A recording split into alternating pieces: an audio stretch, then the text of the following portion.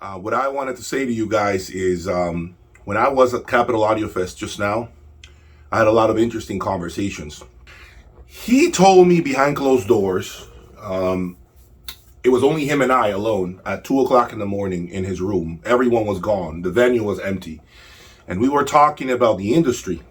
But now, recently, he's appearing in a lot of shows. And he was just telling me how difficult it is to make it in this industry. Politics are crazy. Magazines, Absolute Sound, Stereophile magazines. In case you guys don't know, if you want to get your product reviewed on one of those top magazines, oftentimes you're looking at four figures as far as the cost associated to do so. And for instance, let's say you're going to put a product on Stereophile magazine. You have to pretty much grab a ticket and make a line, okay? That's how many people are waiting to get on there. And also part of the deal has to be that you have to buy a certain amount of pages on the magazine for a certain amount of months. That could easily be 10 G's, 15 G's. And the point I'm trying to get at is he was telling me how hard it is to make it because there's a lot of politics, a lot of arms that are being twisted behind closed doors. And he's being pushed hard by the other brands. And what I mean by that is what he does is essentially he tries to put product at different stores, right? He tries to get dealers to sign up. These dealers are threatened by these brands. We're going to pull out of your store. And so dealers come back to him to say, hey, man, we can't carry your line. And they're telling us, if we put you here next to their product, they're going to probably pull out. And, this is a business. We need to sell product, right? And you're relatively new, so we don't really know how much traction we're going to have with your product, and we can't afford to do that. We have bills to pay. You know how it is, right? Rent, electricity, employees, right? So that's kind of how doors shut down, like shut in his face all the time. They close in his face all the time. And he was just going on about essentially the dirtiness that goes down. And this is one of the reasons, guys, that, you don't see a lot of these small brands appear. Okay, you guys, not you guys, because you guys have, all of you guys right now here watching me have amazing systems. But the truth is that, you are going to see more mainstream brands at shows. Now, this last show, you didn't see Wilson Audio, you didn't see Focal, you didn't see Magical. I mean, you saw one Magical speaker, but it wasn't a real Magical display. And the reason for that is, it's been brought to my attention that is no longer going to be displaying at shows. Pretty much has no interest, okay, in doing this anymore because it is very expensive. Now, the problem with that mentality is when you do that, you end up giving opportunities to other small brands to shine. So that's good for the small brands, right? Because they get to be under the lights, right? Finally. So that's great for them. The problem is that a lot of the shows attract attendees with the heavy hitters, the big brands, right? The big Focal speakers, the big Wilson speakers. And if those are not there, the question is how many people really will show up when we are seeing brands from Korea, Hong Kong, all, in the middle of nowhere, brands that are from, small countries. That's kind of the issue with this conversation, if you think about it. So how do we put mainstream brands and make them coexist with the small brands so that they both have equal exposure to the audience? That's kind of the biggest thing and the hardest thing to figure out. Show promoters also are not happy if the mainstream brands are going to start pulling out of shows. Why is that?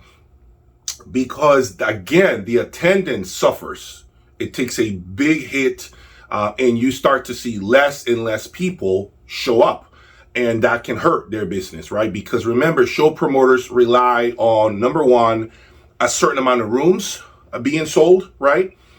Including the rooms that we get. And number two, a certain amount of tickets, right? And that's more or less how they make their money, and hopefully they at least break even. But if the attendance is not there and they don't sell the amount of rooms that they're signing up for, in case you guys do not know, when you are putting on a show and you're staying in, clearly it's a hotel most of the time, right? Or a venue, depending on a convention center. If it's a hotel, you have to sell a certain amount of rooms. That's part of the deal. So oftentimes, it's my understanding that if, let's say, I have a show at the Hilton Hotel, like they just did, you are promising that hotel that you're going to sell so many rooms for the show, because the hotel also needs something from you. It's not just, yeah, here are the spaces, put your stuff in there, put your room in there, and put your equipment and plug it in, and then, and pay us a certain amount of money. It doesn't work that way, guys.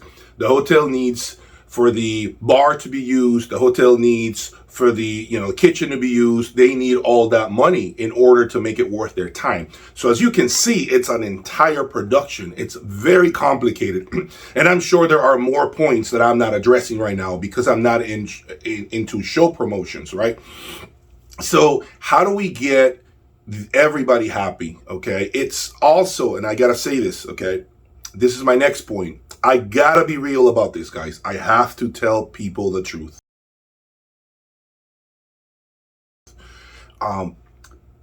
I wonder, what is the ROI when it comes to shows? What is the return on the investment that you're putting in? If you, in case you do not know, our room can easily be $10,000. The big rooms, like the VAC room with the Von Stryker room, that big room that some of you guys have seen, that room can go anywhere from $15,000 to $20,000. Okay, so it is a lot of money. And if that doesn't generate any sort of sales for you, you just dropped 20 G's. That doesn't even include, just so you guys know, it doesn't even include the logistics of shipping the product from your warehouses, wherever you are, into the city, and then the manpower that's needed to set up and break down the show, right? Your room. So there is a lot that goes down that you guys don't see. So when you think about these shows, if you want to actually help, the least you can do is show up and buy a ticket. Because if the perception right now is that manufacturers are looking to pull out because there isn't really much happening as far as sales being generated, I don't blame them for not wanting to go. However, and this is where I'm going to get real pissed, because this is what really, really pisses me off, okay? This is what I just don't tolerate, okay? I have no patience for what I'm about to say. No patience for this. If you are a distributor of any brand, and I know some of you out there, some of you distributors, I got your name and number. Trust me, I'm very well connected, and I'm here to tell you, okay? If you are out there watching me, you're a distributor, you gotta help your dealers out.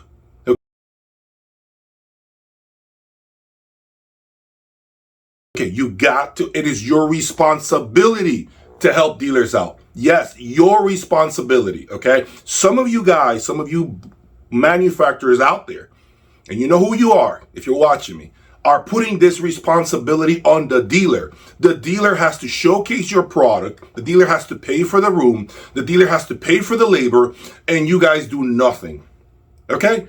That is just plain wrong. Absolutely wrong. I have no respect for that kind of business. No respect.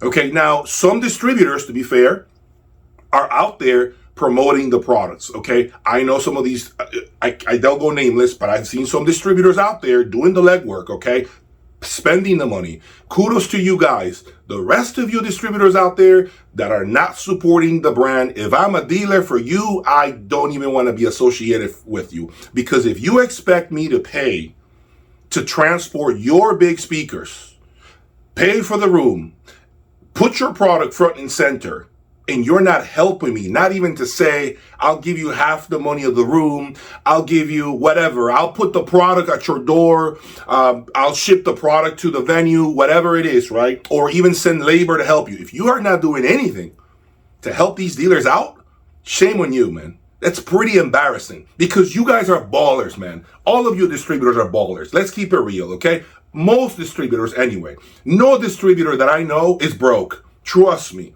Trust me, you guys have money, man. Don't tell me that you don't. And yes, I'm throwing money out there because, how can you be creating, manufacturing $250,000 products, $250,000 speakers, amplifiers, preamplifiers, right? Or distributing that type of product and you're broke. You're not broke, man. You guys are not broke. Come on, you got $5,000 in your pocket to give that dealer to help himself. Don't tell me you don't. It's embarrassing. You know, some of the cheapest people that I have met throughout my entire journey are people that are loaded with money. Cheap, extremely cheap. And I don't want to offend anybody here. I don't want to make anybody upset, but it's the truth, man. I see it every day, even with my consultation service, even with my memberships. It's embarrassing, to be honest with you. Embarrassing to see what some of these dealers are going through. And I look at the distribution and they tell me this distributor, X, Y, and Z, refuses to be of any help and collaborate with me displaying their product at a show. Jay, it is costing me 15 grand for the room. I gotta pay 2 employees to travel with me. I gotta pay their meals. I gotta pay their tickets. I gotta pay their room. I gotta pay everything. It's gonna cost me 30 grand to display product. And what do you think the distributor or the typically distributors, what do you think they did for me? Or the manufacturer? Nothing. Not even to say, you know what, we're going to send you our new flagship speaker that we just released. I'm sending you my director of sales, who's an expert when it comes to speaker placement, and we're going to put it at that venue, and he's going to be there to assist you. You don't have to spend the money. We're going to help you set up that room, and we're going to get it just right. Some brands don't even want to do that, guys. Some brands are just afraid of helping a dealer out. They don't want to. And they're always with this entire thing of it's too expensive and the return on investment is low. Now, I agree to a certain extent about the return on investment. I cannot say that I disagree 100%. I agree to a certain extent, but my problem with that mentality, you brand manufacturers, you distributors, whoever you are, okay? If you don't put your product at shows, how is this of any help to your dealers? Your dealers need help. You guys, first of all, a lot of you guys do a piss poor job at marketing your product. You barely have any magazine reviews, which I have my opinion on magazine reviews. Okay, I think they're getting outdated. I think magazine reviews are becoming more like VHS tapes. Okay, they're becoming like a VCR from 1995. Okay, we know they exist. Nobody wants to dust off the tapes and play them, okay? It's getting to that point with magazine reviews. We know this, okay? But if you're not doing the work to market your brand, okay, so that dealers have, or distributors or whoever, they have an easier time selling your product, okay? Damn it, guys, help a dealer out. Send product so they can display it. Send labor. Do something. Don't just sit there and say, we're not doing anything. You're on your own, dealer. Figure it out. Good luck. Kudos. Call me if you have any questions about product placement. What kind of help is that? How can that be of any help? I'd be pissed. You wouldn't do that would be, oh my God. I would be like, click. I would unload everything on the used market. I would sell everything off because it's just infuriating that these brands or even distributors who are high rollers, they're high rollers, guys. They have money, okay? They're having Cuban cigars that are like $1,000, okay? They have money. They're smoking expensive cigars. I know they have money, okay? And they're going to just close doors and absolutely not support their dealership network, their dealer network. It's embarrassing, man. It really is. So what I want is to figure out a way to see how we can get shows to be great again, to actually get people excited to travel to shows, to have camaraderie, to make sure that we all get along and actually enjoy the production and that everybody gets what they need from the show. We as consumers get to see some of the best brands and the show promoters can make their money and the dealers can get some help. It should not be a one-way street here, folks. Never should be. Absolutely never should be. Please, I want you guys to give me your comments underneath.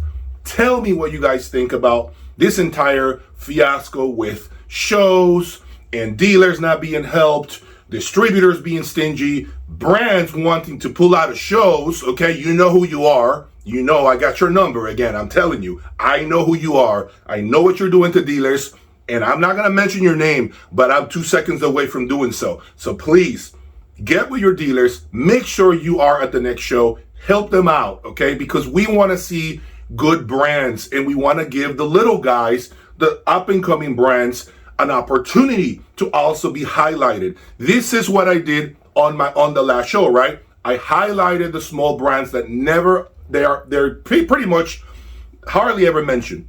Okay, did you see me mentioning any heavy hitters, any big brands? Maybe Von Stryker and Borison, but it was a very small plug that I did for them, okay? So I want to give everybody a fair shot. Small brands, if you're watching me, if you're having a hard time being showcased, I am going to try harder to highlight what you're doing.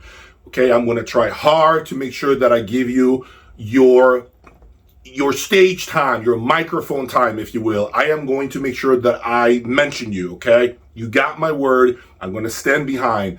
The high rollers, help your dealers. You guys have been cashing checks for a long time. You guys know who you are, okay? Leave me your comments. What do you guys think about this entire situation with audio shows and promotions and brands not wanting to support dealers?